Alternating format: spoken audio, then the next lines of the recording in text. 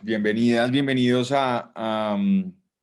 hace parte digamos, las charlas que estamos haciendo abiertas de un curso en el Departamento de Arquitectura llamado Volcán, Relatos de Arquitectura Pluriversa de la Universidad de los Andes. Y como segunda persona invitada esta semana, pues de este semestre, está Santiago Reyes, que nos conocemos hace un tiempo. Santiago es maestro en escultura del Royal College of Art en Londres y graduado de arte y arquitecturas también, si no estoy mal, de la Universidad de los Andes.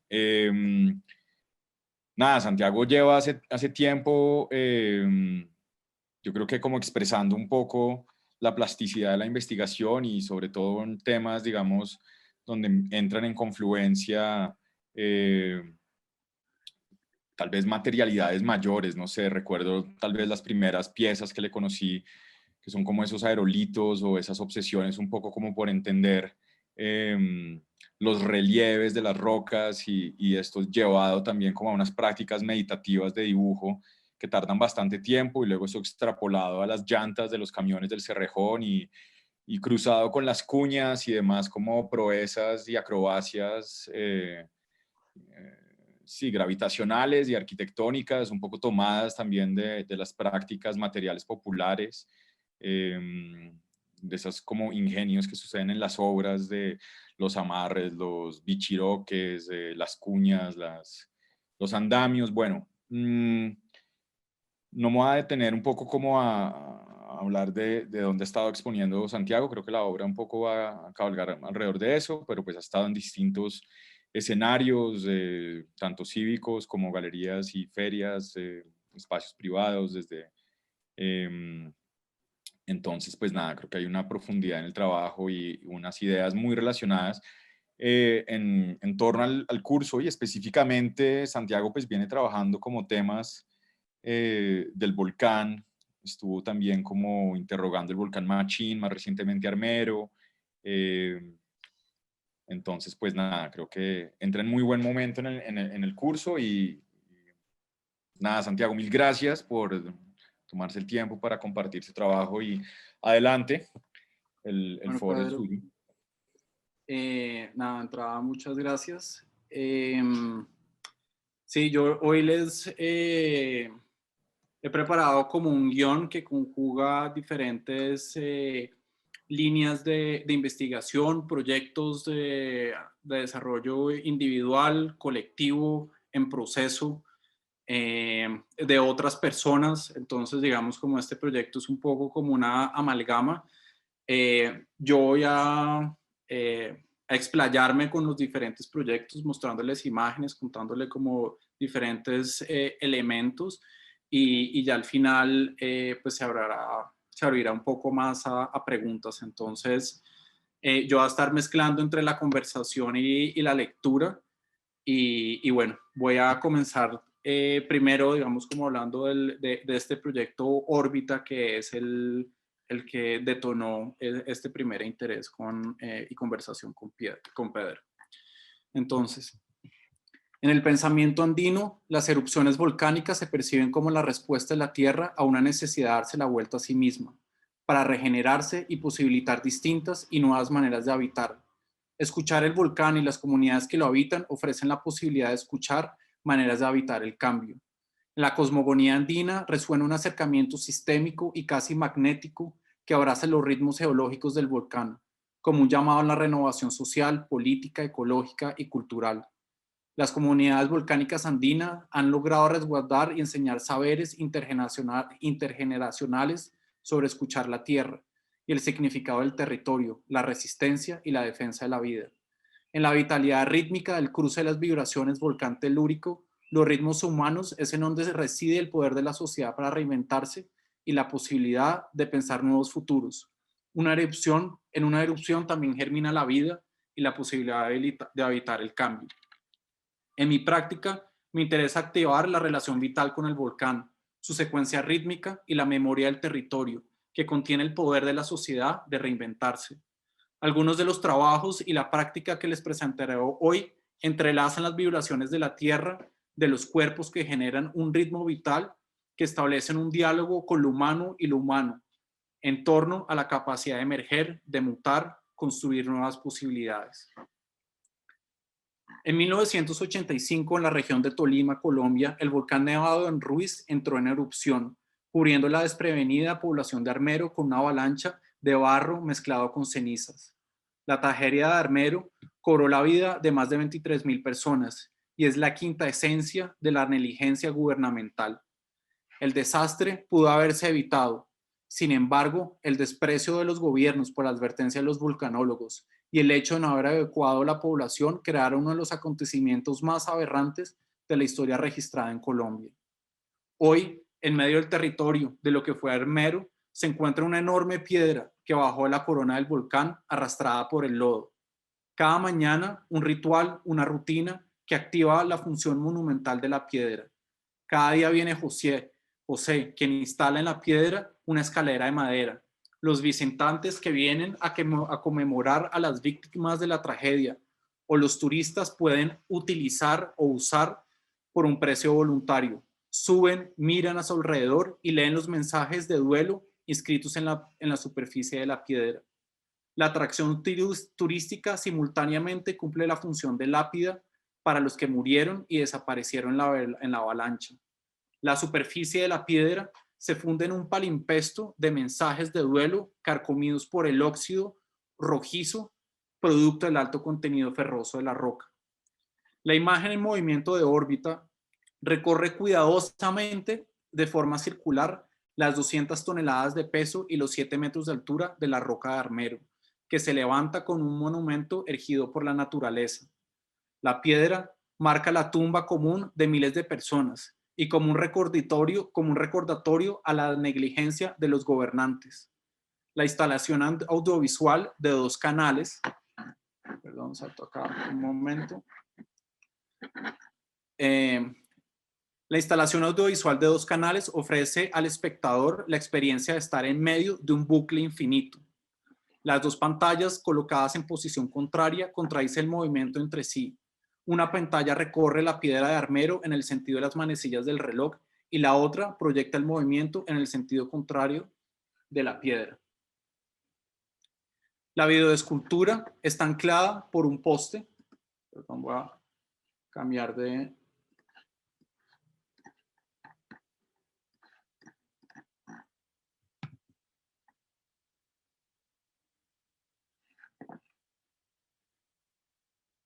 Ahí están viendo la pantalla con la imagen. Se ve, sí, la exposición. Sí, perfecto. Edición 1 de 5. Ajá. La videoescultura está anclada por un poste que se atornilla verticalmente en el espacio con fuerzas en direcciones opuestas, una que empuja el suelo y otra hacia el techo del espacio. Arrastrada por la fuerza natural, proclamada como lugar de duelo por los sobrevivientes y desconocida por el Estado, la piedra de Armero vibra al sonido de los grillos grabados en el lugar que conducen sónicamente al espectador en un bucle infinito de una órbita. Órbita ofrece al espectador un primer plano de la superficie de la piedra. Enmarca desde una perspectiva implacablemente circular el movimiento de la cámara, que se cruza entre las 2 pantallas para trazar un loop o un bucle infinito, indicando la trayectoria del símbolo del infinito. La piedra, como objeto inscrito en un sistema de significados del dolor humano, toma el espacio donde se instala y a los espectadores que la ven con una gravedad física y sociohistórica, para construir un cruce de temporalidades humanas y no humanas. Órbita es una respuesta al término desastre natural, una declaración de que tal cosa no exista en la retórica gubernamental. Decir desastre natural tiene graves consecuencias en los cuerpos vivos y no vivos, en tanto desdeña el inseparable entramado de la historia humana y la historia no humana. Entonces, en esta instalación me interesa generar una configuración o una intersección de tiempos geológicos humanos, donde es una pregunta por cómo narrar lo natural, una pregunta por el desastre natural y la politización de lo natural. El proyecto configura una pregunta por lo monumental, cómo recordar, como un palimpesto, y me interesa en particular cómo la dimensión mineral entra dentro de la esfera de lo social. La piedra de armero de algún modo contiene un entrecruce de dos masas.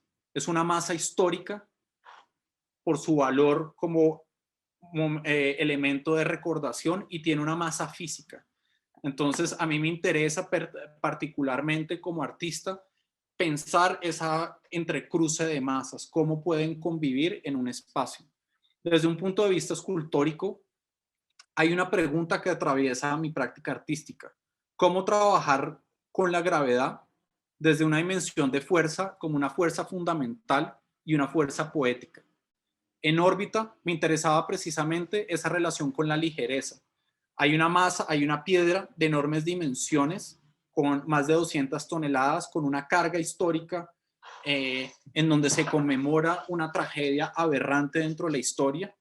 Y digamos que a mí me interesaba como artista era cómo hacer esa piedra lo más ligero posible para poderla transportar y hacerla flotar, para que esa masa física y esa carga histórica se hicieran portable, para tejer una temporalidad de bucle infinito en el que se encontraban tiempos históricos, geológicos, personales, religiosos y míticos. Entonces, digamos que a mí me interesaba esa piedra, esa relación con la historia, cómo detona una pregunta sobre el paisaje, sobre la relación de cómo se narra lo natural, cómo se narra una historia oficial y no oficial, la pregunta por la monumentalidad, por la memoria, y digamos cómo esas fuerzas físicas están completamente entrecruzadas con esas fuerzas sociopolíticas. De alguna manera, toda fuerza sociopolítica termina encarnando un desplazamiento físico y todo el desplazamiento físico tiene repercusiones sobre los cuerpos, por lo tanto, por un tejido de lo social. La historia del territorio andino se ha tejido entre una sucesión de tensiones, erupciones y en quintesencia, una secuencia rítmica que lleva el pulso de las vidas de quienes habitamos este territorio. El proyecto Lo Bravo y Lo Manso fue presentado en la Galería Instituto de Visión. La exposición encarna una investigación que gira en torno a temas constantes en el arte, como la presencia del cuerpo, la materialidad de la obra, que se ocupan de interrogar como asuntos tan disímiles como el sistema del mundo mineral y su relación con la construcción de la historia sociopolítica en Colombia. El universo tiene leyes el universo tiene leyes que no pertenecen a la lógica moral occidental y se manifiesta en una serie de fuerzas que van desde lo manso a lo bravo y viceversa, sin distinguir sus consecuencias. La fuerza que precipita un suceso se calma creando otra realidad y este aparente estado de quietud ocasionan asimismo otra serie de accidentes que se exhibe tanto en la dimensión física, histórica, simbólica y poética. Los pueblos originarios andinos entendían el tiempo de manera circular, es decir, habitaban un eterno retorno que se celebraba y explicaba por medio de rituales y de mitos. En este proyecto era importante hablar sobre el tiempo mitológico, en la medida que de esta manera se puede proponer un tiempo presente continuo en que distintas dimensiones temporales y espaciales confluyen y se retroalimentan. En la exposición, así como en órbita, digamos, hay un interés por ese amalgamar diferentes temporalidades, traer esa dimensión del tiempo geológico con el tiempo mítico, con la historia humana, digamos, también con la historia económica. Entonces, acá les voy a presentar una serie de obras que pertenecían a la instalación. Vamos que el elemento, la primera intervención que había en la galería era esta intervención que se llama Ano, y era un orificio en la puerta, en el muro de la galería que generaba un punto de vista en particular. Cuando uno miraba de afuera hacia adentro, de adentro hacia afuera, tenía unos puntos de vista, una objetividad. Digamos que a mí esa idea de lo objetivo me interesa, lo objetivo como con un objetivo gráfico, un objetivo óptico, un objetivo conceptual de idea, o una meta a la que se llega, y también esa idea como de objetivo militar, un punto en el que está. Entonces, en la galería estaba instalada esta gran llanta que pertenece como a los proyectos mineros. Eh, el- y en el fondo de la llanta había una pequeña gota de plata que parecía de mercurio, ¿no? Entonces era esa relación, volviendo a la idea de lo bravo y lo manso, que son como esas dos polaridades, ¿no? Lo bravo es lo peligroso, pero al mismo tiempo lo sagrado, lo que se debe proteger y no se puede, lo que se debe respetar.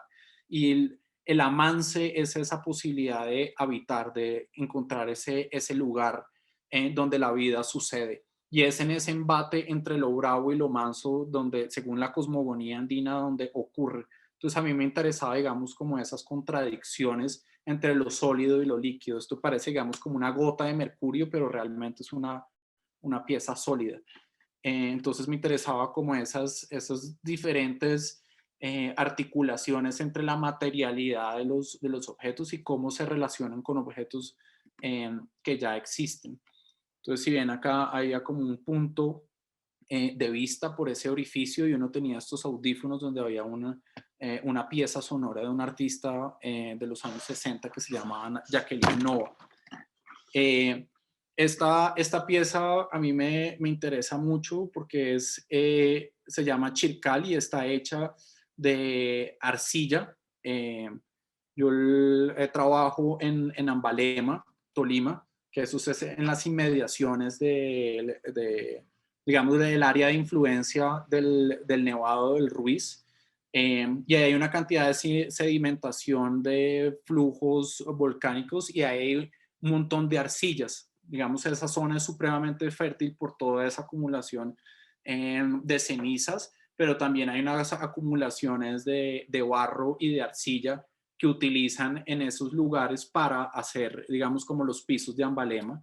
Yo estuve allá como trabajando con ese barro que en un tiempo geológico pues provino del volcán, y esta vez ya no es ese barro líquido incontrolable que arrasa, sino es ese barro controlado que se puede cocer y se hacen estas piezas. Esto es un proyecto que se llama Fiebre. Eh, Fiebre es una serie de dibujos que es una amalgama entre grafito y hojilla de oro. Eh, yo trabajé con un geólogo económico, que son los que trabajan con el oro, y él tenía una colección de diferentes granitos de oro, y esos granitos de oro provenían de diferentes ríos. Entonces yo me fui con él a los laboratorios de la Universidad Nacional y lo que hice fue, digamos, como sacar ese oro en su estado natural, ¿no? Como que no ha sido manipulado o digamos que no ha sido transformado por la acción humana. Pero de todas maneras me interesa, digamos, cómo el oro como mineral tiene una agencia histórica. Y cómo estas formas, digamos, como llamadas naturales, pues aparecen al ojo del microscopio, y yo lo que hago es magnificarlas. Entonces, en estos dibujos, cada pieza proviene de un río diferente. Entonces, es también como una manera de mapear un territorio y seguir ese diálogo con lo bravo y lo manso, ¿no?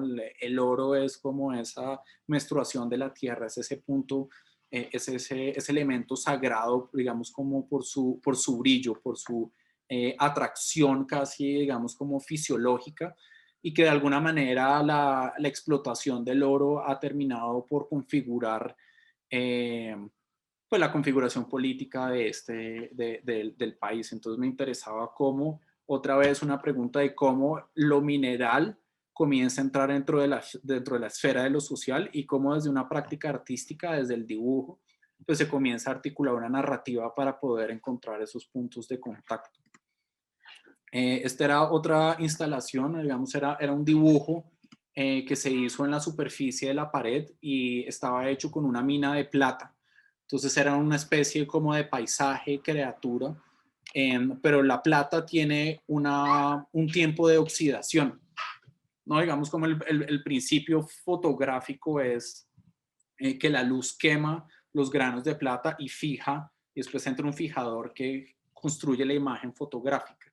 Entonces lo que yo hice fue hacer este dibujo en la pared de la galería, y a medida que iba pasando los días, la plata se iba oxidando y se iba volviendo cada vez más amarilla y más oscura.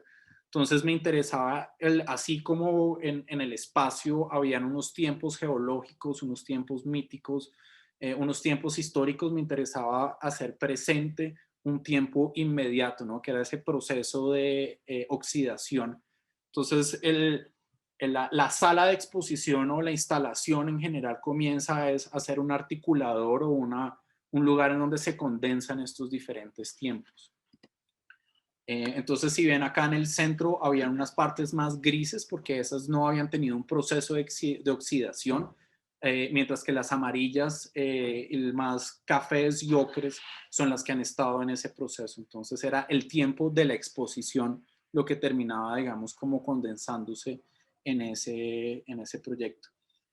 Por el otro lado está esta pieza que a mí me interesa mucho y es en un viaje que hice con Natalia Pardo, que seguramente más adelante vendrá a hablar y contarles, y creo que está acá, que me invitó a hacer un viaje increíble con su clase de vulcanología. Y encontramos esta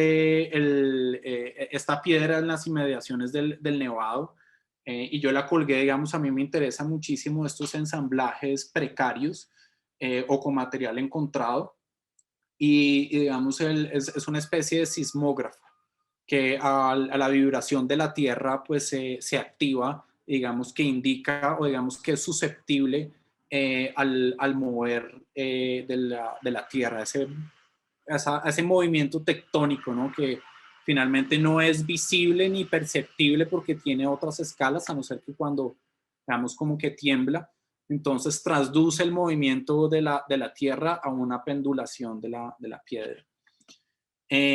Acá les voy a mostrar, digamos, como otros proyectos. Digamos, acá cierro ese proyecto de Lo Bravo y Lo Manso, y entro en otro tipo de maneras de operar, pero que me interesa como evidenciar cómo opero dentro de mi práctica artística.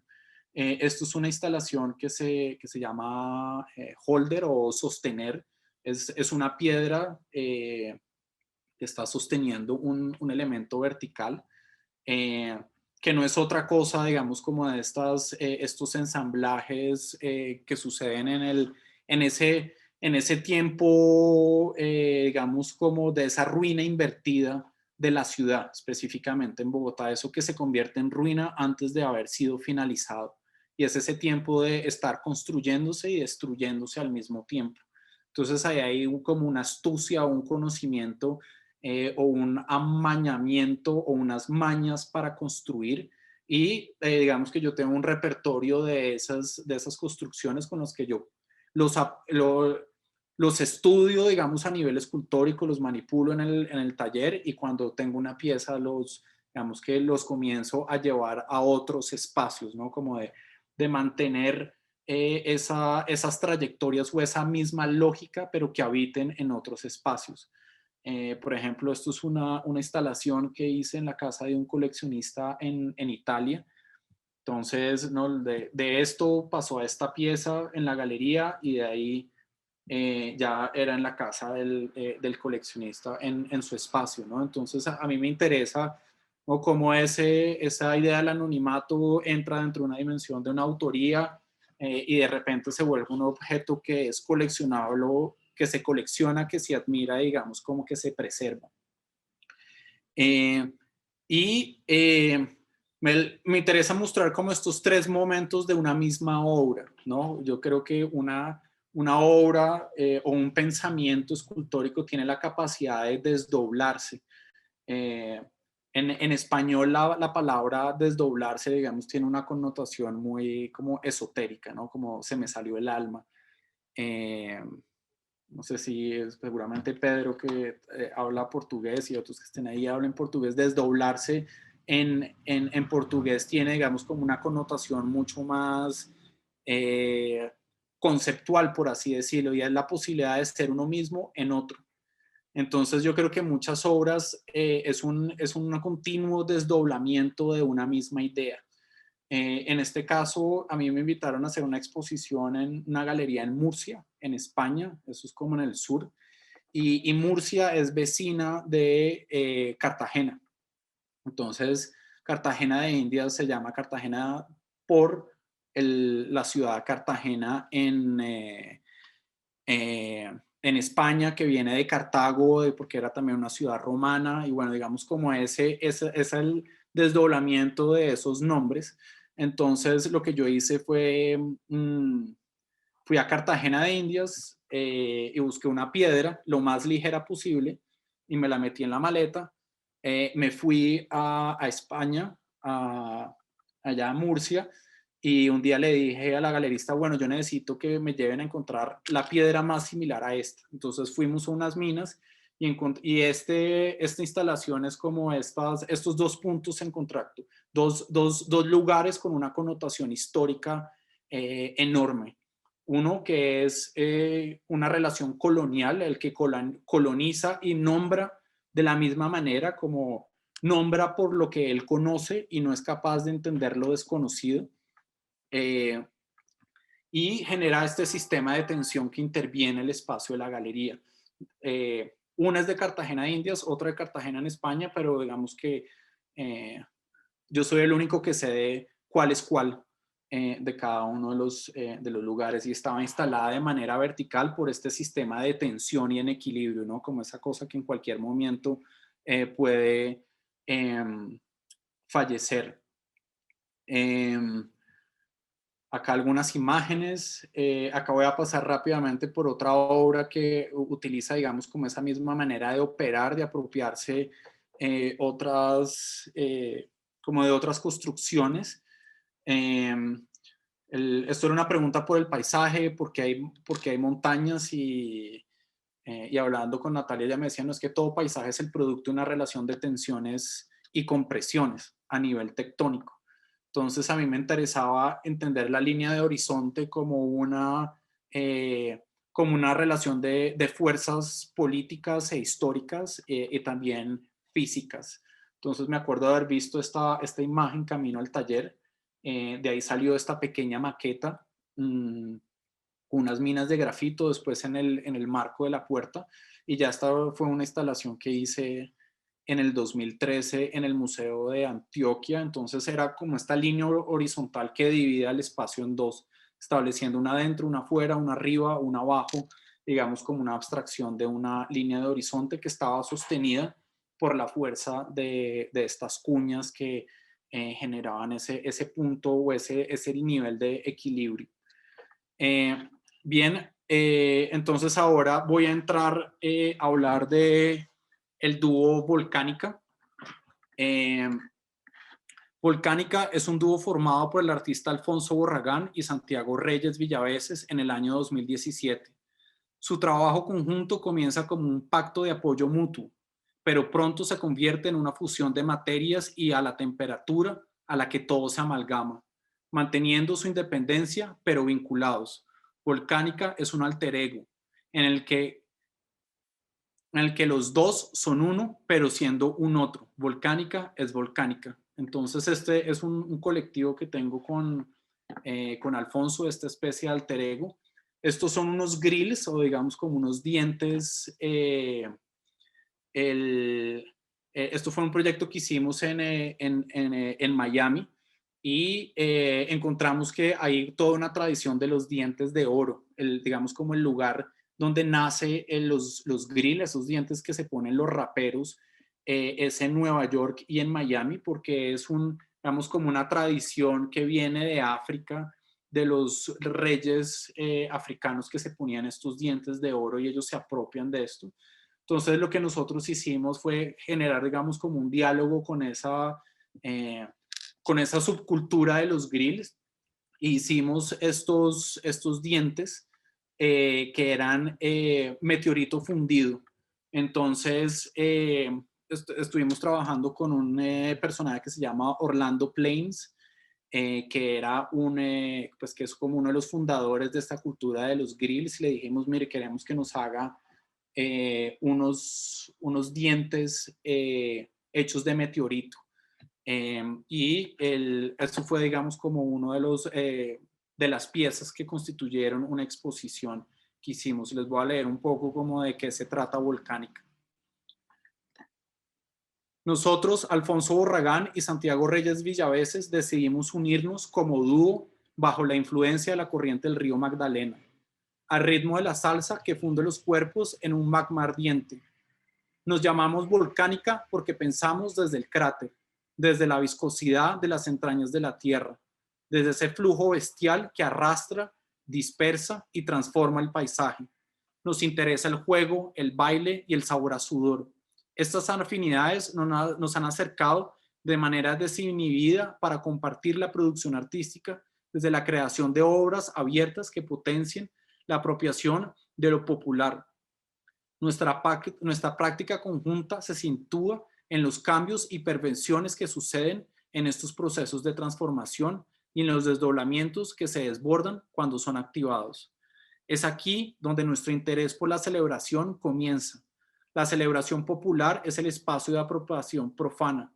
Profanar es el acto de restituir el objeto sagrado al uso común de los hombres. En este lugar común, el objeto se resignifica en cada uso, siendo tantas cosas como el participante imagine o alucine. Es el lugar de la transformación, de la comunicación y la manifestación popular donde encontramos un terreno fecundo para la gestación de nuestra práctica. A nosotros nos interesa ese pensamiento de la tierra y esa idea de lo profanar, de quitar ese objeto que es sagrado, ya sea de los dioses, de una narrativa, para profanarlo y poderlo resignificar en el uso y en la activación de lo popular, digamos, en ese cuestionamiento sobre la tierra, sobre qué es habitar la tierra. Este es un proyecto que está en proceso, digamos que llevamos trabajándolo casi 3 años en diferentes convocatorias, se ha ido transformando, es una colaboración de Volcánica con Natalia Pardo y siempre estamos, digamos, como en esa posibilidad de cómo gestionar nuestros propios proyectos, porque creo que la creatividad no solo tiene que ver con las buenas ideas, sino también con la capacidad de generar proyectos, de cómo ejecutarlos. Resonancia es un proyecto artístico de escucha para hacer brotar los saberes del volcán y sus gentes. Un archivo tectónico para solidificar su magma. Una instalación para rememorizar el vibrar de la tierra y las formas de habitar el cambio. El proyecto se desarrolla mediante un largo proceso de escucha y trabajo colectivo con un equipo transdisciplinar y comunidades que habitan los volcanes. Este proceso se desarrollará por medio de conversatorios, talleres en los que la pregunta de cómo aproximarse a los modos de habitar y convivir con el volcán. Escuchar requiere estar y dejarse llevar por las derivas del lugar y sus habitantes. Todo proceso colectivo requiere ser contradictorio, inclusivo y plural. Los conversatorios funcionarán como punto de encuentro y procesos para desvelar el contexto. Conversar es para nosotros un proceso de escucha, sin otro propósito que ahondar en el flujo del pensamiento colectivo, un pensar juntos. Este proceso de colaboración y percepción pretende ser un observatorio colectivo para intentar generar un diálogo reflexivo y generativo. Trabajar en colectivo requiere flexibilidad para adaptarse a cada cambio que el contexto o su gente lo reclame. El proceso de resonancias pretende ser un ecosistema en constante cambio, social y una fluida tensión tectónica para poder interrogarse a sí mismo en todo momento. Este proceso desembocará en el desarrollo y construcción de dispositivos. Los dispositivos son a la vez sensores y sistemas de almacenamiento que transducen las vibraciones de la Tierra a códigos capaces de perdurar en el tiempo. Son máquinas lingüísticas sensibles a los impulsos de la Tierra que traducen acciones a códigos. Código a electromagnetismo, electromagnetismo a mecánica, mecánica a cantos, cantos a baile. Se activan a través de la vibración de la tierra, producida por el volcán o la presencia humana que convive con este. Estos dispositivos son ensamblajes electrónicos, mecánicos, sociales e incluso míticos, que pueden ser deslocalizados y por lo tanto transmitir en un contexto que no es el del volcán. Son dispositivos portátiles que permiten ser transportados a una instalación artística, donde serán activados una y otra vez con el fin de generar maneras de evitar el cambio.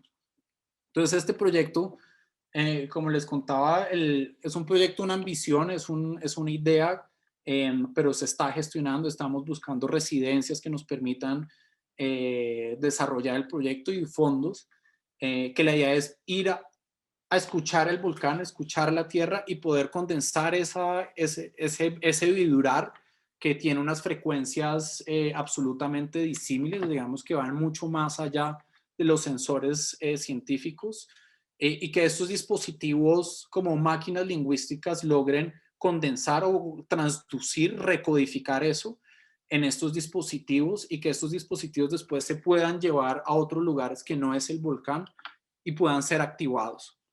El proyecto está en esa fase de desarrollo de cómo generar esos dispositivos, cómo generar esos procesos colaborativos, esos procesos de escucha y esos procesos de producción plástica y artística. Este es otro proyecto de Volcánica. Entonces, el título es Regeneración. El deseo de la ciencia por controlar la regeneración ha generado una obsesión de la ciencia por las colas de iguana. Las colas de iguana se regeneran y crecen de nuevo después de haber sido mutiladas. Controlar la regeneración de células es controlar la regeneración de los órganos y el tejido, asegurando la vida eterna. La evolución ha dado a las iguanas no solo la habilidad de regenerarse a sí mismas, sino también la habilidad de adaptarse a ecosistemas distintos. Como una especie no nativa, las iguanas fueron introducidas en el estado de Florida como mascotas. Ellas se han adaptado ya que no tienen un depredador natural y rápidamente han dominado completamente el ecosistema de la península de Florida.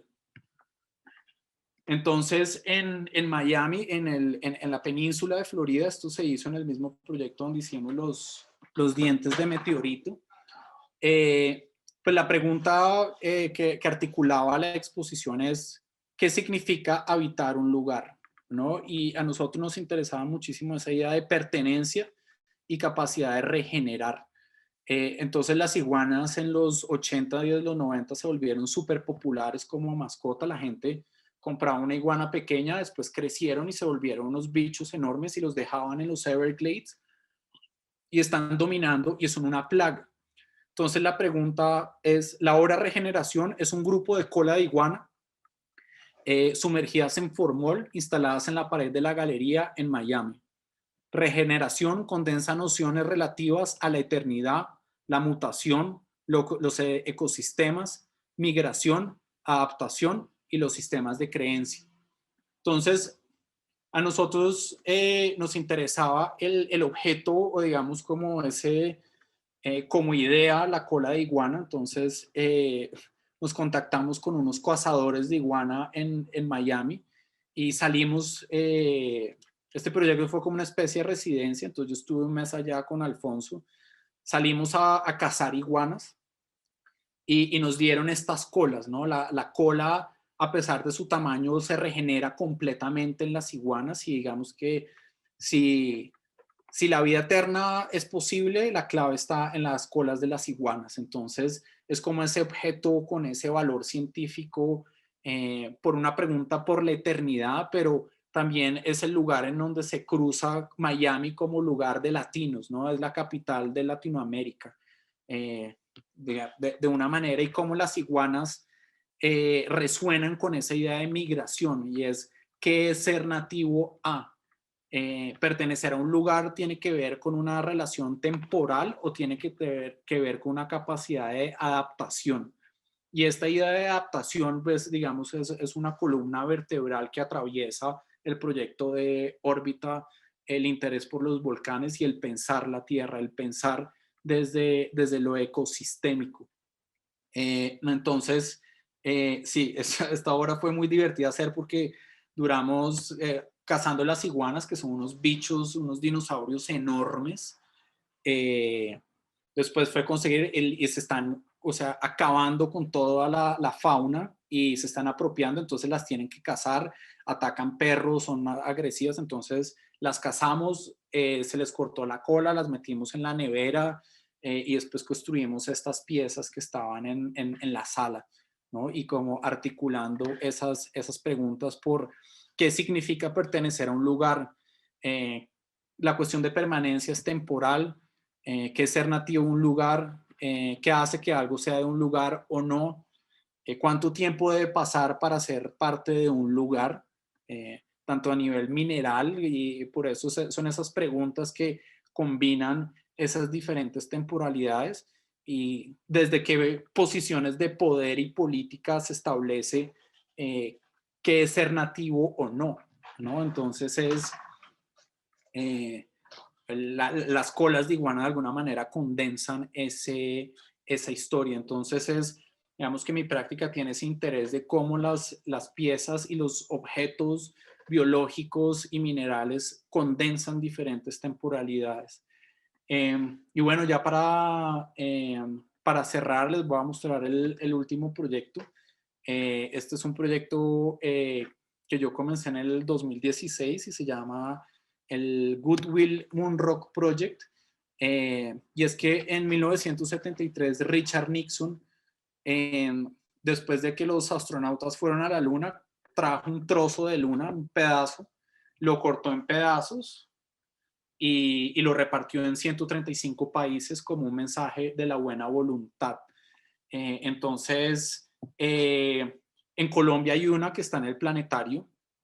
A mí me interesa mucho, por ejemplo, esta frase, la idea de que se pudiera traer algún souvenir de lo celestial en sí mismo podía reemplazar concretamente la autoridad divina en la tierra. Nixon entonces se presenta como un Prometeo. Le robó la luna a los dioses para distribuirla entre los terrícolas. Entonces, básicamente, Nixon con ese gesto absolutamente colonial, ¿no? Como decir, hey, no se olviden que la luna me pertenece porque yo fui el que generé esa empresa de proporciones desmedidas, traje la luna y es una manera de legitimar, como no fueron a la luna y no encontraron ni oro ni valor, lo que terminaron haciendo fue eh, insertando material no terrestre dentro de la economía diplomática humana. Entonces a mí me interesa mucho cómo las piedras lunares son la primera adición de material extraterrestre que llega a la Tierra por una fuerza gravitacional artificial, ¿no? Que es el cohete del Saturno 5. El motor del Saturno 5 es el que logra romper el campo gravitacional de la Tierra, llegar a la Luna y volver y traer ese trozo y decir, este es, eh, esto es la Luna convertida en un objeto terrestre, ¿sí? Y por eso es como esa idea de lo prometeico y esa idea de la profanación, ¿no? Nixon, y digamos que la empresa de la guerra, de la carrera espacial es eso, es una capacidad de profanar los cielos. En esa idea de la profanación de los cielos, ahorita retorno que tiene que ver con la imagen que está atrás. Entonces, este proyecto de las piedras lunares, yo llevo buscando esas piedras en diferentes lugares y me interesa en particular es cómo el espacio está siendo dominado por una narrativa absolutamente colonial. Entonces, la colonización históricamente ha demostrado que es absolutamente devastadora porque involucra unas relaciones de poder y una visión extractivista y asumir que el que controla militarmente tiene la posibilidad de imponer sus reglas y sus órdenes, ¿no? Vuelvo a la pieza de Cartagena, los colonizadores llegan a es como, yo le puedo poner esto como a mí se me da la gana y desconozco completamente.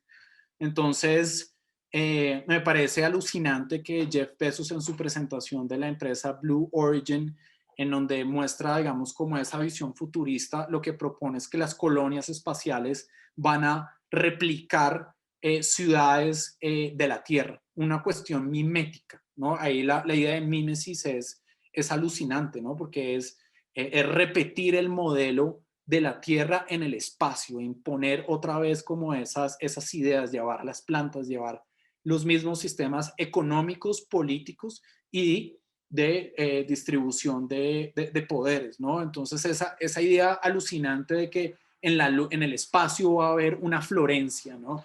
Pero va a ser como una Florencia a lo narcotraficante, ¿no? Como un amalgamamiento de símbolos y significantes que terminan legitimando a una clase dominante y a una manera de pensar. Entonces, cómo el proyecto de la piedra lunar comienza a indagar precisamente por esa idea y preguntarse por cómo la colonización espacial va a tener unas repercusiones enormes en la distribución de la Tierra, de los problemas de los que no participamos de eso. ¿Sí? No sé si alguien que esté planeando ir al espacio con recursos suficientes para patrocinar una exploración espacial, pero seguramente nosotros los mortales que no iremos a ver, se generan unas diferencias de poder, ¿no? ¿Qué pasa cuando entra dentro de la economía terrestre un meteorito de 10 cuatrillones de dólares? Eso es 70,000 veces la economía terrestre, ¿no? Entonces hay meteoritos que están orbitando que valen 70,000 veces la economía terrestre. ¿Qué pasa cuando eso entra dentro de la economía de mercado? ¿Se distribuye de manera equitativa y colapsa? ¿O se generan unas riquezas que son 70,000 veces mayores a las posibles de acumular en la Tierra? Esas preguntas por la explotación de la Tierra creo que se condensan en esa piedra lunar. Eh, entonces, no sé, esto es por ejemplo la imagen de la piedra lunar en España. Yo llevo estos 5 años, en los últimos años no he podido viajar tanto buscando esas piedras, pero ahora es un proyecto audiovisual. Inicialmente son unos dibujos que yo hago de las piedras que se presentan con un facsímil de la placa del mensaje de Nixon. Y son estas piedras en grafito donde yo, por la presión del lápiz sobre el papel, se genera este relieve y el grafito de alguna manera resuena con esa superficie de la piedra lunar. El grafito tiene una propiedad particular y es que siempre refleja. Entonces nunca tiene una imagen frontal, sino que siempre requiere el movimiento del cuerpo. Entonces he hecho, no sé, esto fue en un museo en Bélgica, donde le pedí a la curadora que entrevistara a la piedra lunar. Entonces le hacía preguntas y en otra sala había una persona que iba respondiendo las preguntas como si fuera la piedra lunar. Entonces la piedra lunar como contaba su historia, cómo aprendió inglés, de cómo fue su relación con Nixon y bueno, ahí como caricatura. Este es el proyecto que presenté en el planetario en el 2019, donde está la piedra lunar. Entonces me prestaron un fragmento de la luna, o sea, haber podido haber hecho una escultura con una luna, con un pedazo de la luna, pues es alucinante. Y es esta equivalencia de masas, ¿no? Otra vez esa idea de la masa histórica con la masa física. Ya esta piedra no es como la de Armero con una masa física enorme, sino que casi que es insignificante en proporciones geológicas, pero que condensa y proyecta un futuro, ¿no? Y es ese futuro, ¿no? Esa idea de el destino es el espacio, ¿no? Porque la embarramos en la Tierra y para poder hacer sostenible nuestro ecosistema tenemos que generar otros ecosistemas más allá de la biosfera. Entonces estas piedras son como las primeras ruinas de nuestro futuro, del futuro de la exploración espacial. Y eso me fascina. Entonces era esta instalación en el primer piso del planetario. Cuando uno sube por las escaleras estaba instalado este neón, que es el que está allá atrás. Es en ruso y dice Ishin Vimsim Lu y es veo la Tierra, que es lo primero que dijo Yuri Gagarin cuando se abrió la escotilla del espacio, ¿no? Es el primer momento que alguien ve la Tierra como un objeto y ya no está en la Tierra, sino que está afuera, venció ese campo gravitacional. ¿no? De alguna manera entra dentro del espacio de la microgravedad, se vuelve un otro, ¿no? Se profana la visión de los dioses que teóricamente miraban desde los cielos para controlarlo todo. Yuri Gagarin hace eso. Entonces la carrera espacial no solo es una carrera por colonizar el espacio, sino por colonizar la Tierra. Porque cuando Yuri Gagarin ve la Tierra, se vuelve un objeto que puede ser poseído y puede ser controlado y que no le pertenece a todos los que están ahí, sino a quien puede tener esa distancia. Entonces, es esta imagen que se reflejaba sobre esta fotografía que es el Earthrise, que es una foto que tomó el Apolo 8 desde la Luna, y el astronauta Frank Borman, cuando vino a Bogotá en el 69, se la regaló al planetario. Entonces, digamos que volviendo al operar de mi práctica artística, me interesa parasitar las instituciones, entonces coger como ese objeto que hace parte de la colección y, bueno, ¿qué pasa cuando está reflejando la imagen soviética de la Tierra en un neón como luz, ¿no? Y se mueve. Entonces, al abrirse la escotilla de la nave espacial Vostok 1, Yuri Gagarin, la primera persona en el espacio, dijo: Ich sehe Vincent Lu, veo la Tierra. Ese día fue la primera vez que un hombre vio a todos los hombres al mismo tiempo. Y bueno, después estaba esta instalación que era como un mobiliario que yo armé, como es el mismo que tengo allá atrás, que es con esas repisas. Y me armé esta estructura donde armaba como una especie de nemocine con imágenes de archivo, con imágenes que he ido encontrando, que he ido acumulando y que resuenan alrededor de la historia de la piedra lunar.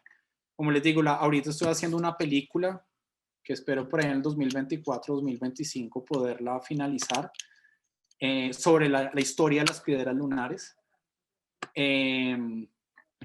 Esta frase a mí me encanta. En pleno siglo de la colonización del Nuevo Mundo, siglo XVII, el obispo John Wilkins fue el primero en pensar que se podrían establecer una colonia en la Luna o en otros planetas, ¿no? Esa idea de exploración espacial es un pensamiento que se da en la colonia. Entonces, ¿sí? Y cómo descolonizar la narrativa espacial es una cosa que a mí me interesa, digamos, por cuestionar un futuro, ¿no? De cómo será ese futuro. Y ya para cerrar como manera de abrebocas, el 23 de marzo, casi menos de un mes, voy a inaugurar en el Museo de Arte Moderno con una colega que se llama Ilona Yurkonita, un proyecto que se llama Arabidopsis thaliana.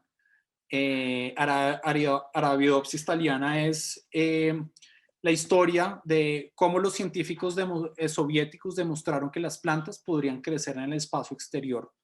Un equipo de botánicos lituanos y rusos crearon un experimento para cultivar las plantas en condiciones de microgravedad. El exitoso experimento fue realizado a bordo de la Estación Espacial Salyut 7 en 1982. La planta llamada Arabidopsis thaliana fue elegida, una hierba común de gran resistencia que crece incluso en las grietas del pavimento. El equipo de botánicos soviéticos logró hacer crecer de semilla a semilla la planta. Este es un hecho que es sin precedentes, ya que es el primer ciclo de vida fuera de la Tierra o de la biosfera. Entonces, este proyecto es una ficción, un programa de radio ficticio que ocurre en el 82 y que habla de ese hecho. Los soviéticos hicieron crecer una planta en el espacio y hay preguntas como, ¿es este el comienzo del desborde de la vida en el espacio exterior? ¿No? Porque no es solo ir, sino hacer el ciclo de la vida. Porque una vez la planta la llevan como semilla, crece, da semilla, ese es el ciclo, eso es lo que se considera vida. Pero la pregunta es, ¿la planta está realmente viva o cómo es esa relación con el ecosistema? Y bueno, son preguntas, digamos, como que el proyecto orbita en diferentes niveles. Y ya, esta es la presentación.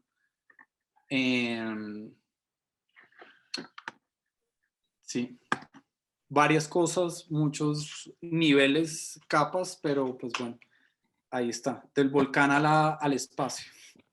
Gracias, Santiago. Qué bien.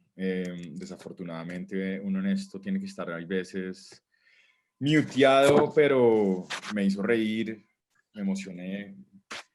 Me gusta mucho un poco como, bueno, voy a dar como algunos comentarios generales que creo que se entrecruzan con parte de lo que se está trabajando en el curso y como el pensamiento del volcán y eso. Y abro a preguntas y el público también, pues la audiencia, eh, puedan ir pensando también y preparando algunas ideas para complementar. Pero creo que me hizo entender bastante como estas maneras de operar, ¿no? Que de alguna forma llama mañas o astucias que se han ido recolectando en el tiempo, pero también digamos que de manera precisa esta idea del desdoblamiento, que de alguna forma a través del pensamiento escultórico pues activan, ¿no? Como que activan esas ideas de sistemas de tensión y equilibrio, eso que usted llama un poco los equilibrios de masas. Y es bien interesante cómo a través tal vez del medio mismo de la profanación o la idea de la profanación, se hace una relectura de lo popular. Y me gustaría conectar esta idea de lo popular con la condición de habitar la tierra, ¿no? Y cómo el hábitat de la tierra, que al final un poco se pone en diálogo con estas posibilidades de colonización extraterrestre y de fragmentos extraterrestres dentro de las economías terrícolas, hablan un poco de ese proyecto colectivo y que la idea, digamos, de alguna forma de habitar la tierra, entendida como un proyecto colectivo, siempre será contradictorio, exclusivo, plural, flexible. Entonces, de esa manera, como que hay algo interesante en estas preguntas como de las resonancias o las formas de habitar el cambio, que se trabajan, por ejemplo, desde Volcánica, desde su propia práctica también, como de codificar los movimientos de la Tierra y de los minerales mismos, de lo biológico y lo mineral, en buscar un poco esos equilibrios de masas. Me parece que es una lectura interesante como de la idea de lo colectivo, que uno muchas veces empieza a pensar de lo colectivo desde unas escalas muy humanas y acá pues casi que se habla de una idea colectiva planetaria, ¿no? Y creo que eso sucede pues como en la posibilidad como de entrar en espacios de escucha donde la premisa es escuchar la tierra, y articular esas escuchas a través de lo bravo y lo manso, y lo humano, lo no humano, lo más que humano, y entender pues que hay agencias involucradas en la manera en la que circulan, eh, ¿no? Estas materialidades minerales y biológicas y construyen superficies sociales o se insertan a reconfigurar esas superficies sociales. Y ahí pensaría que la escultura es como un medio bastante interesante, muy astuto, muy divertido también, en la manera en la que la agencia misma de la escultura se introduce dentro de esa historia y busca un poco esa resignificación que, digamos que tal vez trabajando con esta idea del equilibrio de masas y bueno, pues tal vez preguntas un poco más precisas sobre los materiales, como dónde rayos consigue uno meteorito y lo que hay que hacer para, ¿no?, poder tener unas colas de iguana sin que caiga encima el PETA o bueno, ese tipo de cosas. Es un poco eso, ¿no? Es como, creo que para el curso puede ser muy interesante un poco abordar y escucharlo a usted hablar un poco de la idea de estas narrativas que va construyendo a través de las equivalencias o los equilibrios de masas, de cómo esas narrativas, de alguna forma, con descripciones muy detalladas, que en momentos son texto, que en momentos también son objeto, que en momentos son imagen de objeto, en momentos son reflejos entre objetos,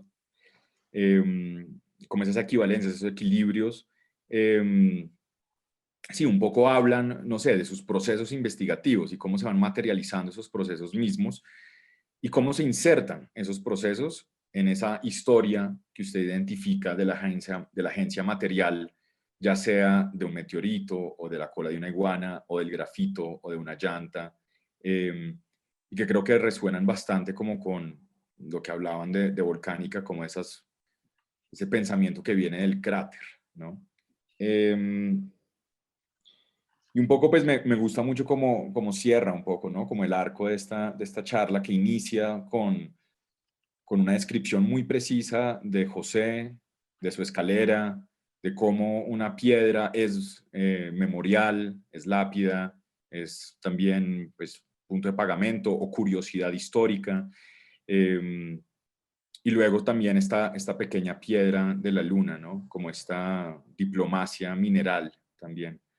Que al fin y al cabo son como dos entradas, pues también como a acercarse a describir el estado contemporáneo de condiciones políticas, ¿cierto? Que nos afectan en el día a día, de una manera u otra, ya sea la negligencia gubernamental o la agencia, digamos, de imposición colonial o imperial, ¿no? De un poder a otro.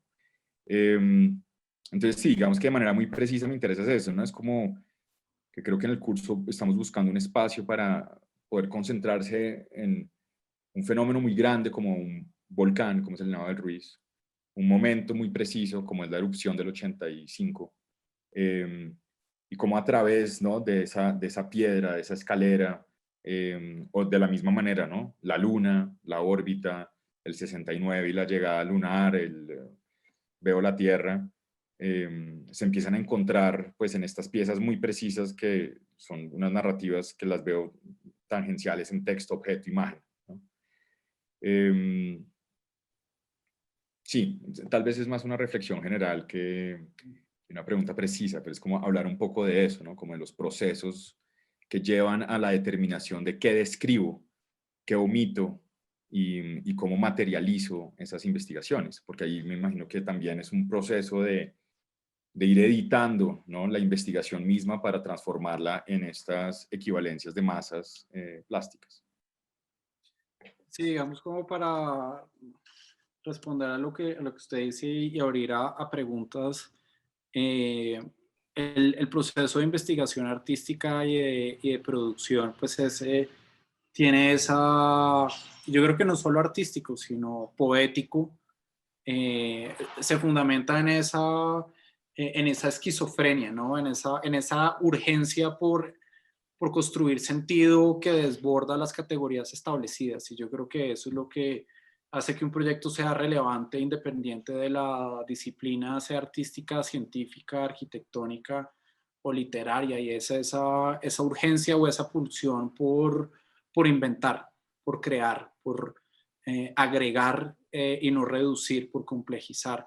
Y eso pues está en esos encuentros improbables o demasiado evidentes que van dándose. Entonces, creo que tiene que ver con eso, es como con la manera de investigar y producir, independiente del campo que uno esté. Entonces, no sé si tienen preguntas o comentarios. Genial. Sí, yo creo que abramos a preguntas. Entonces, pues nada, la persona que quiera, invitadísima a saltar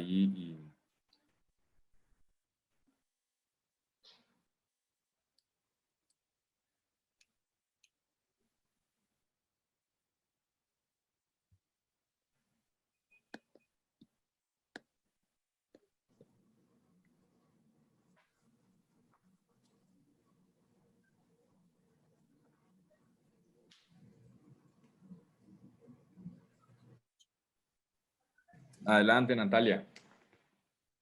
Como para romper el hielo, pues no, un gusto escucharte y sobre todo después de hace meses que no hablamos y veo que sigues, ¿no? Como que sigues pensando, hilando y rehilando y quería saber como de todas estas experiencias que el habitar, o sea, si has encontrado un nodo o unos puntos comunes en la sensación del habitar en tensión, ¿no? Como la naturaleza del conflicto en el habitar un territorio difícil desde todos sus puntos de vista, ¿no? Naturales, sociales, políticos. Entonces, no sé si de toda la investigación, como qué aprendizaje nos quieres compartir ahí. Eh, pues sí, yo lo puedo hablar desde No, yo creo que cuando uno expone o también se está exponiendo a uno mismo, ¿no? Y siempre es esa como relación bidireccional. Eh, una de las cosas que a mí me interesa muchísimo de la producción artística y el pensamiento artístico es su temporalidad, ¿no? Es un tiempo que no, que excede lo presencial, ¿sí? Entonces una obra no es simplemente el tiempo que yo la estoy viendo, sino que se acumula en el pensamiento y se convierte en una herramienta de relacionarse con el mundo. Entonces, yo creo que ese habitar en tensión tiene que ver con la posibilidad de conjugar esas escalas temporales, ¿no? Porque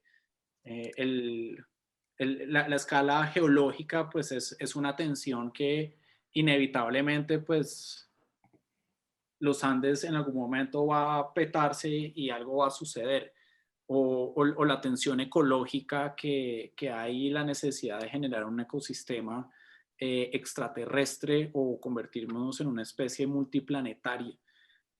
O la tensión de visitar o la imposibilidad de visitar un lugar al que uno quiere porque hay una tensión, digamos, como inmediata de violencia. Entonces yo creo que es ese amalgamiento de temporalidades y yo creo que es la posibilidad de uno habitar, digamos, o cohabitar con tiempos distintos. Y yo creo que cuando uno se pone muy crítico, pues uno se va a uno que es más manso, ¿no? Es esa idea como de estar amansando esa adversidad y que es el amance es una negociación, ¿no? Y es una negociación que comprende diferentes temporalidades. Entonces yo amanso la boca del volcán, pero lo puedo amansar por 100 años, 100.000 años, pero en cualquier momento, pues, boom. O puedo habitar un lugar por un tiempo reducido y después se genera un proceso de transformación. Entonces yo creo que desde esa idea es cómo habitar los diferentes tiempos y poder generar esos cruces y que es una negociación. Y es una negociación que siempre se debe estar revisando, ¿no? Y debe ser, como decía el proyecto de resonancia, pues es un proceso de escucha. Y escucha es de estar presente para poder configurar un escenario futuro. Sí, sí, aparte pues es de tiempos y de entender que nada está realmente quieto, ¿no? Entonces es como armonizar dinámicas diferentes. Súper, mil gracias. Muy chévere. Gracias a ti por romper el hielo. O derretirlo. Hola, ¿me escuchan? Sí. Hola. Hola, Santiago. Muchas gracias por todo esto. Creo que me emocionó muchísimo escucharte. Creo que fue fascinante oír todas las relaciones que hacías como en una sola frase. Sentí que estaba en las faldas de un volcán e inmediatamente nos llevabas como a miles de kilómetros y me pensaba viajando en ese meteorito que hizo tu diente. Me pareció muy bacano. Y yo quisiera traer un tema que creo que me causa como inquietud y como rasquiña a veces, que es un poco la conversación sobre humano y naturaleza, ¿no? Como que muchas veces en esta conversación está implícita como una relación de subordinación o de poderes unidireccionales, como de control. Y creo que las distintas aproximaciones sobre donde uno pararse como en esta línea divisora, si es que hay línea, y si es que es divisora, entre humano y naturaleza podría llegar a entenderse desde distintas aproximaciones culturales, ¿no? Creo que en ese sentido me llama mucho la atención como escucharte hablar de todos tus proyectos, porque creo que hay una tensión que sigue estando en esta noción y necesidad de establecer límites y figuras como diferenciadas entre unas y otros, que no es que es básicamente como ubicarme, digamos, a mí me pasa como dentro de un sistema a partir del reconocimiento de la otra edad, como que hay otra edad, o sea, pueden ser humanos, pueden ser no humanos, pero creo que esta tensión como que la percibo de cierta forma como en la paradoja que viene desde el mismo lenguaje que usamos, ¿no? Como dónde separamos estas naturalezas y así como que a veces no se llega a un nivel de conciencia como de coexistencia donde verdaderamente se reconoce que algunos de esos límites no son diferenciadores. Pero en ese sentido creo que es interesante ver un poco cómo el mundo entendido desde como muchas escalas y la etnografía multiespecie, que es lo que más resalto de haberte escuchado, porque veo que como que hay esa intención de ver que la naturaleza no es un recurso, ¿no? Que es realmente como parte de ese nivel de conciencia y coexistencia con todos estos procesos que nos contabas, ¿no? Como de las agencias históricas de los materiales y como estas convergencias entre espacio y tiempo material e inmaterial, pero en ese sentido también veía como una parte de como tú con un poder, digámosle, para forzar ciertas interacciones, como literalmente la capacidad de cultivar la cola de iguana, que es como wow, o sea, tú cómo lees ese poder, o sea, como en dónde ubicarías tú la humanidad frente a la naturaleza, como un agente externo, modificador o como parte de, pero como que de cierta forma, digamos, asegura su ser nativo, como nos decías, como desde sus capacidades de interacción y modificación del entorno, no sé, como realmente me da curiosidad saber tú cómo lees esas relaciones. Bueno, varias cosas en el comentario pregunta y comienzo a tejer la respuesta desde lo que estábamos hablando ahorita con la pregunta de Natalia. Y yo creo que esa negociación tiene que ver con la coexistencia y con la colaboración y la distribución de recursos. A nosotros erróneamente se nos ha enseñado que la evolución es la supervivencia del más fuerte. Últimamente a mí me interesa mucho la teoría de la simbiogenética de Lynn Margulis. Ella plantea que la evolución no es una competencia entre especies, sino por el contrario, es una colaboración simbiótica, pero también simbiogenética. Las células procariotas, o sea, las que son unicelulares, y la aparición de la célula eucariota, que es el fundamento de la vida multicelular, no es por un organismo que evolucionó, sino por una combinación de diferentes organismos de diferentes instancias. Entonces, por ejemplo, la genética de la mitocondria, que es la que genera, es una especie distinta. Entonces, la visión del árbol de la evolución no es un árbol que se ramifica, sino que hay momentos también en que se une y se encuentra. Entonces, si uno entiende la evolución como una relación de colaboración interespecies y de simbiogenética, o sea que las especies no solo tienen una relación simbiótica de yo te ayudo, tú me ayudas, sino que llega un momento en donde no, pues volvámonos uno solo. Hay una idea de fusión. A mí esa idea de fusionar creo que ahí hay un poder de habitar en la tensión, ¿no? Porque si uno ve la evolución desde la supervivencia del más fuerte, pues se jode, pero si ve la evolución o la habitar en tensión como un proceso de distribución de recursos y de colaboración, pues ahí es en donde se genera una posibilidad de habitar en la tensión desde la colaboración y la distribución de los recursos. Desde un punto de vista no económico, sino puramente, digamos, como biológico en términos de evolución. Entonces, es interesante cómo eso pues es una contraposición a esa visión individualista del darwinismo, que es como no, son los individuos, ¿no? Darwin estaba ahí al lado de Adam Smith y oyéndolo e interrelacionándose, porque es ese no, es el más fuerte, el que más evoluciona, pero la evolución no es individualista, sino colaborativa. Y como decía, y a mí eso me fascina, y es esa idea de la simbiogenética, cuando dos especies diferentes se convierten en una sola, se fusionan. Hay un libro que creo que todo el mundo se debería leer, y se lo recomiendo mucho. Es una novela de ciencia ficción bogotana que se llama El Gusano, de un escritor joven que se llama Luis Barragán, y es la hostia, es increíble, y es sobre eso. Entonces, para cerrar esa idea de la coexistencia. Ahora, la dimensión de lo humano y lo natural creo que es un problema enorme, pero yo lo aproximo desde una cuestión lingüística, ¿no? Y es la lingüística. Lo natural acaba cuando comienza el lenguaje. La segunda ley de la termodinámica dice que todo tiende al caos, todo tiende a la entropía, ¿no? El universo se está enfriando, el universo se está expandiendo y va a haber un momento donde todo va a estar en un estado de grisura, color grafito, que es imposible entender cuál es la diferencia entre todo porque es un momento de entropía máxima. El lenguaje es un mecanismo antientrópico, ¿no? El lenguaje es lo que permite generar una resistencia a ese sinsentido de la muerte, ¿no? La existencia humana es supremamente dramática, nos vamos a morir, pero el lenguaje configura un espacio cultural, comunicativo, de poder habitar el otro, ¿no? Yo creo que eso es lo que tiene el arte y la cultura de fascinante, que es la posibilidad de ver cómo otros ven el mundo, porque es absolutamente solitario y miserable saber que el mundo que uno ve solo lo puede ver uno.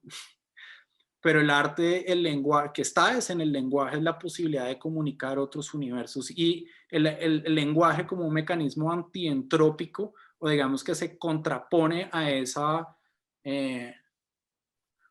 condena universal de la segunda ley de la termodinámica, es en donde aparece ese espacio del humano.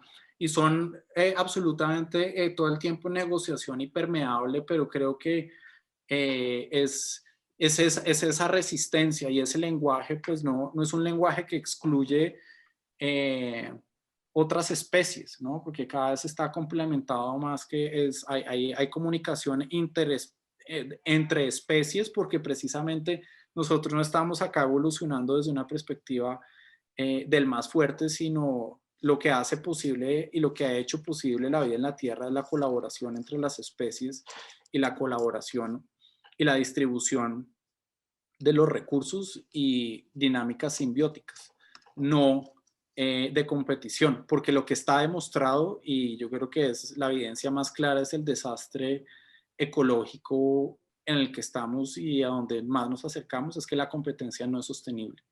Y la evolución, desde una visión darwinista que concibe solo la evolución como un motor de competencia, pues niega la colaboración, la coexistencia y la distribución de recursos como un mecanismo de evolución. Ya.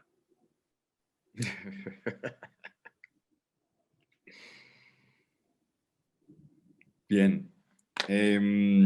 Nada, pues yo creo que hay tiempo para más preguntas. Creo que lo que está hablando Santiago, lo que pregunta Valeria, Natalia, teje con varios de los volcanes. Se me ocurre Surtsey, Mauna Loa, Pelé. O sea, hay varios volcanes que están como planteándose preguntas desde, ¿no?, fragmentos de este glosario amplio que Santiago presentó hoy, que es como sus medios de trabajo. No sé si alguien quiera saltar o tenga alguna duda o quiera relacionar parte de su volcán con lo que vimos. Por ejemplo, Mauna Loa, estábamos estudiando cómo la naval americana bombardeaba las erupciones, ¿no? Y muchas de esas bombas no se detonan. Quedaron bombas ahí como atrapadas por los flujos de lava, con la posibilidad de desviar los flujos, ¿no? Algo que se había hecho en Italia, supuestamente unos años antes, de bombardear los flujos piroclásticos. Pero bueno, botando ahí algunas ideas.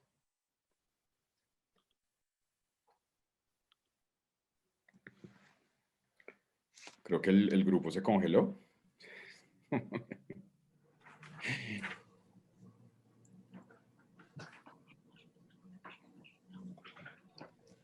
A mí me surge, pues no sé si es como un comentario y una duda, y es, mientras el grupo decide si preguntar o no, y es, tú de alguna forma logras, primero como presentar distintos puntos de vista por medio de la obra, y distintos puntos de vista, tanto materiales como temporales también, y multiespecie, digamos, de lo humano y lo no humano. Y también me parece como muy interesante cómo logras, digamos, materializar casi que, y digamos, de alguna forma balancear lo imbalanceable, es decir, balancear esta piedra de 7 toneladas pues de armero en el palo, digamos, y convertir eso y atarlo como a una visión cíclica, a una visión temporal cíclica, ¿no? O sea, como que me surge un poco la duda, como que ¿y luego qué? Porque como después de presentar todos estos puntos de vista, como qué pasa con la obra en el tiempo, como en el futuro, como que, y sí, como que quisiera saber cómo, sí, como en el futuro, que estas obras dónde terminan y como qué pasa con estos puntos de vista, como que simplemente se pierden o quedan como en el universo del internet, como un poco qué pasa con eso. Pues yo creo que tiene que ver eso con lo que hablaba en algún momento de las temporalidades, y es cuando uno ve un noticiero hay una dimensión informativa, como qué pasó, qué sucedió, lo entendí, no lo entendí, ¿no? Tiene una dimensión de poseer o de comprender, que puede ser una información transferible. Digamos que la soledad de hacer arte es que, digamos, como la complejidad, por ejemplo, también de evaluar el impacto del arte, es porque usted no le puede preguntar después de hacer una exposición, es como, ¿ha hecho esta exposición de usted una mejor persona, sí o no? ¿Qué sucede en eso? Yo creo que el arte tiene, digamos que a mí me pasa eso mucho. A veces voy a una exposición y veo una obra que me parece una basura, y después, 3, 4 años después, es como,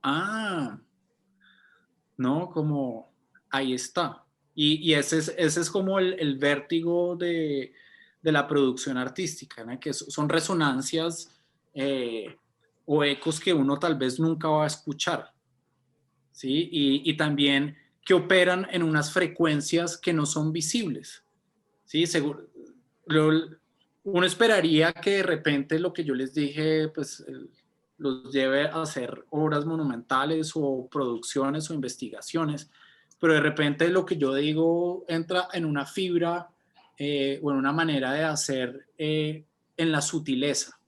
Yo creo que ahí es en donde el arte tiene ese espacio, y es en la transformación de lo sutil, de lo que no es monumental, de lo que no disrumpe, sino que tiene una temporalidad que es acumulativa. Y de repente, y por eso yo creo que la relación con el arte no es ante todo un ejercicio, digamos, como de acumulación, en el sentido que uno ve, es un hábito, ¿sí? Digamos que consumir arte no es un acto, sino es un hábito, porque el sentido de una obra solo aparece en la posibilidad que se puede confrontar con otras obras. Y por eso es que el trabajo que yo presento está en una dimensión casi como ecosistémica, porque hay otras obras y otros artistas. Y yo creo que ahí es en donde está como la gran diferencia entre el artista y el artesano. Técnicamente los dos hacen lo mismo, ¿sí? Hay artesanía del video, hay artesanía del internet, ¿no? Hay artesanía del texto teórico. Lo que hace el artista es que entiende que el arte es una disciplina histórica. Lo que implica es que hay un antes, hay una ahora, y muy seguramente va a haber un futuro. Entonces uno siempre está produciendo desde lo que se ha hecho, desde lo que se está haciendo, y lo que tal vez uno puede proyectar a futuro, que se puede estar configurando el proyecto. Entonces, para hacer una síntesis de lo que usted pregunta, es ¿qué pasa en el tiempo? Pues seguramente nada, y por eso es que después de uno hacer una exposición le da como un guayabo moral, ¿no? Lleva 6 meses trabajando, y lo que pasó es que el día de la inauguración ya no hay inauguraciones, van, le dicen, oiga, está una nota, 2 palmaditas en la espalda y ya, ¿no? Y uno dice, ¿en dónde quedó? ¿Dónde? Porque no hay una no hay una capitalización, ¿sí? Digamos que hay obras que son ávidas, o incluso yo tengo obras que espero que pueda capitalizar de manera inmediata, que sea, lo entendí, lo vendí, y con eso pagué el arriendo. O hay otras que son hechas como por, ¿no? Como tirar esa piedra en el mar, pues es la onda que usted tira, pues no va a transformar el océano, pero hay una posibilidad y porque uno no está trabajando desde una soledad o desde una ignorancia, sino desde una dimensión histórica. Entonces uno está, esa obra contiene fragmentos de muchas obras que a mí siempre me han gustado y me han interesado. Entonces es como saber que uno, y vuelvo a esta idea de lo entrópico desde el lenguaje, es que es la acumulación de información. Eso es lo que hace que es fascinante que tiene el lenguaje, es que permite acumular información en el tiempo.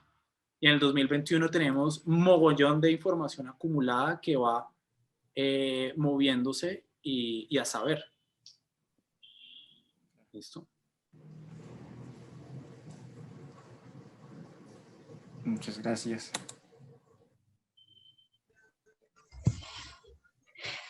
Genial, creo que Paula Andrea tiene una pregunta. Sí, bueno, ¿ahí me escuchan bien? ¿Sí?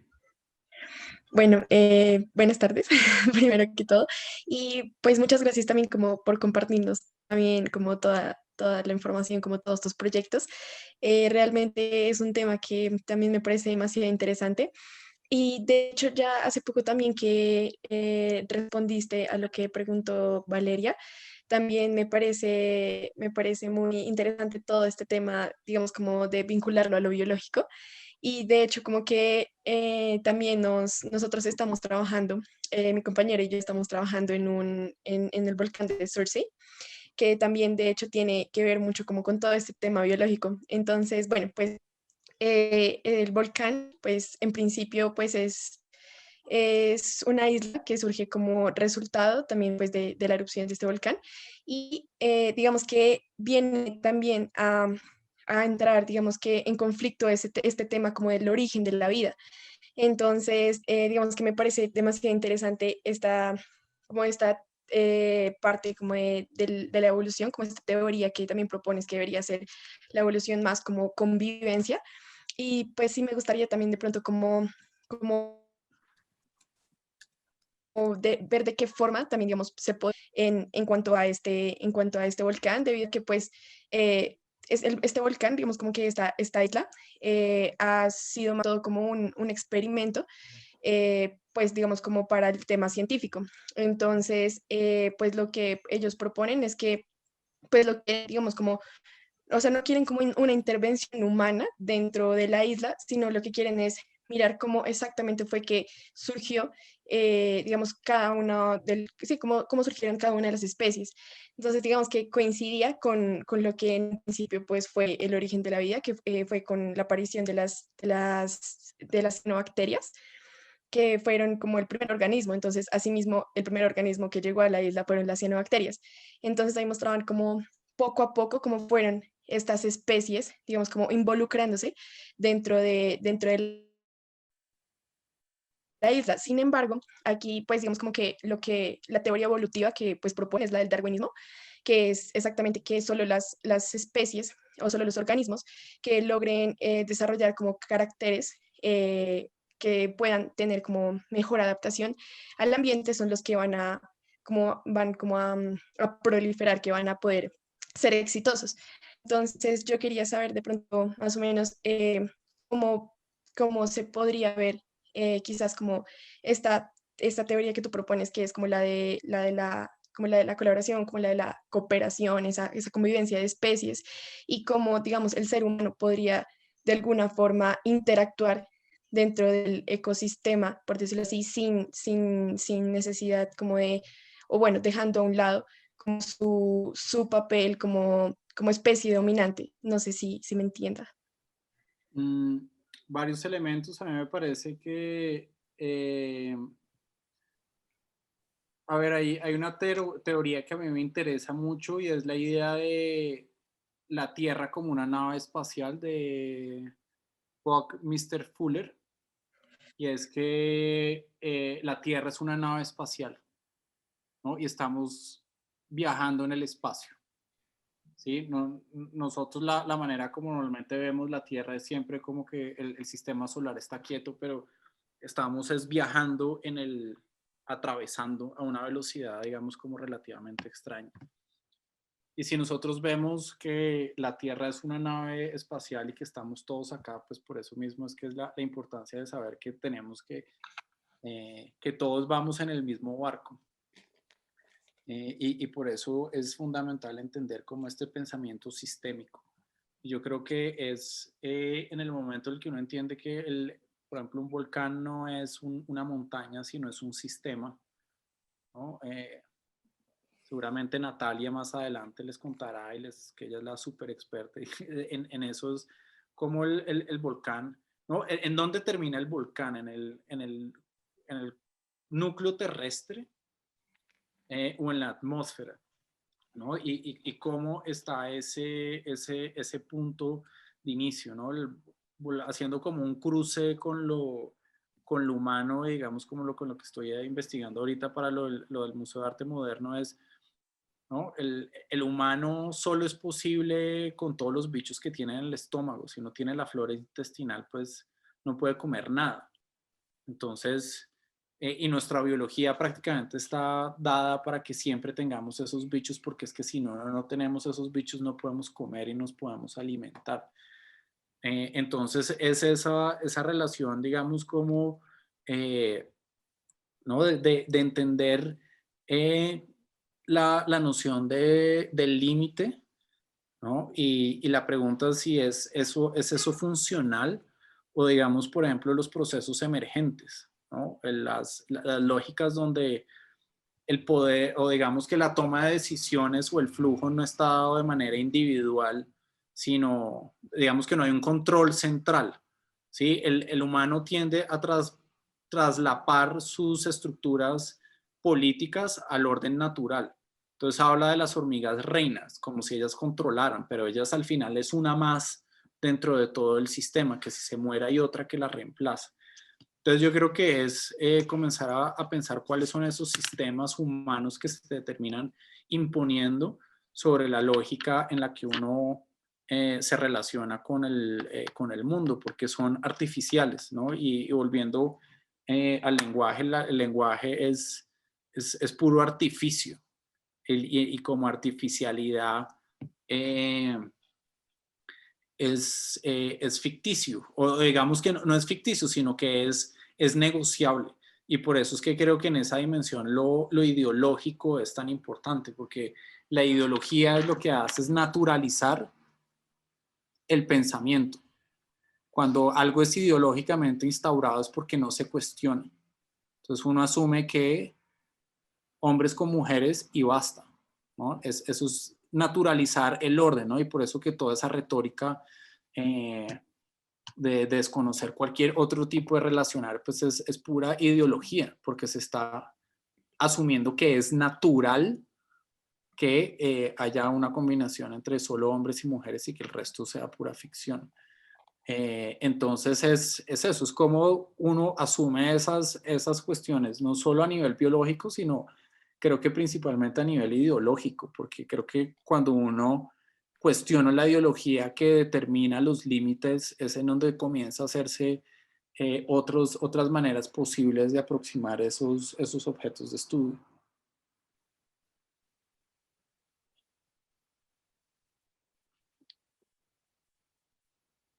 Bien. Bueno, pues lamentablemente hemos llegado al final de nuestro viaje en la nave de Santiago. Pero esperamos tener a Santiago de vuelta con el grupo en la semana siguiente. Santiago muy invitado a pasarse, yo le estaré avisando, como para ver un poco las narrativas que están construyendo cada volcán.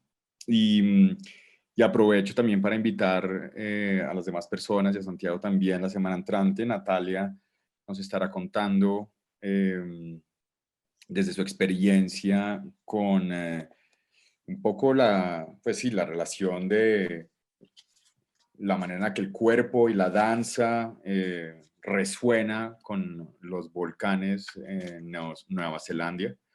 Entonces eso va a estar muy divertido, va a estar muy interesante. Y pues nada, Santiago, mil gracias por la abundancia, por las provocaciones, por los desdoblamientos, por compartir sus mañas y sus fiebres. Y nada, estaremos pues Bueno, sintiéndolo de vuelta. sí, y cuando se pueda, pasen por el proyecto del Mambo, que creo que les puede interesar también. ¿Listo? Perfecto. Entonces, Bueno, pues nada, gracias y bueno, hablamos. vale, chao. Hablamos. Chao, chao. Chao. Gracias, Mateo, chao. gracias.